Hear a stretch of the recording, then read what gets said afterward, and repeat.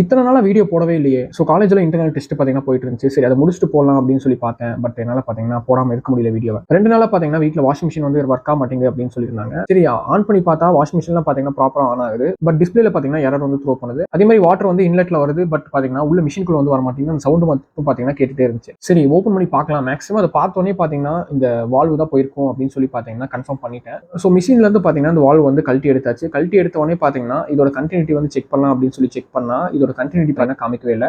உள்ள வந்து பாத்தீங்கன்னா ஒரு காயில் வந்து இருக்கும். இந்த காயிலுக்கு நம்ம பவர் சப்ளை கொடுத்தோம்னா இந்த வால்வ் பாத்தீங்கன்னா நம்மளுக்கு வந்து ஆப்ரேட் ஆகும். இதுதான் பாத்தீங்கன்னா சொலினாய்டு வால்வ் அப்படின்னு சொல்லி சொல்லுவாங்க. இந்த வால்வ்லயே நிறைய ரேட்டிங் இருக்கு. 12 வோல்ட் இருக்கு, 24 வோல்ட் இருக்கு. இது பாத்தீங்கன்னா 230 வோல்ட்ல ஆப்ரேட் ஆகுற சொலினாய்டு வால்வ்.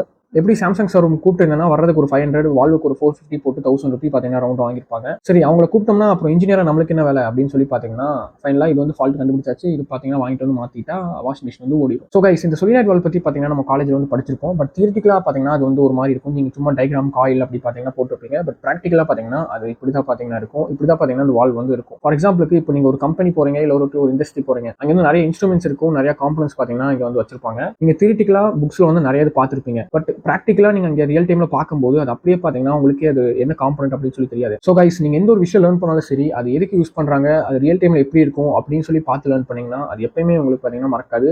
எப்போ அந்த இதை பார்த்தாலும் அந்த காம்பனன்ட் எங்கே இருக்கும், எதுக்கு யூஸ் பண்றாங்க அப்படின்னு சொல்லி நீங்க பார்க்காமலே சொல்லலாம். ஸோ இந்த மாதிரி உங்க வீட்டுல மிஷின் ப்ராப்ளம் வந்துருந்துச்சுன்னா என்ன பண்ணிருப்பீங்க அப்படின்னு சொல்லி கமெண்ட் பாக்ஸ்ல வந்து கமெண்ட் பண்ணுங்க. இந்த மாதிரி நிறைய டெக் இன்ஃபர்மேஷன் தெரிஞ்சுக்கணும்னு நினைச்சீங்கன்னா நம்ம சேனலை வந்து சப்ஸ்கிரைப் பண்ணிக்கோங்க.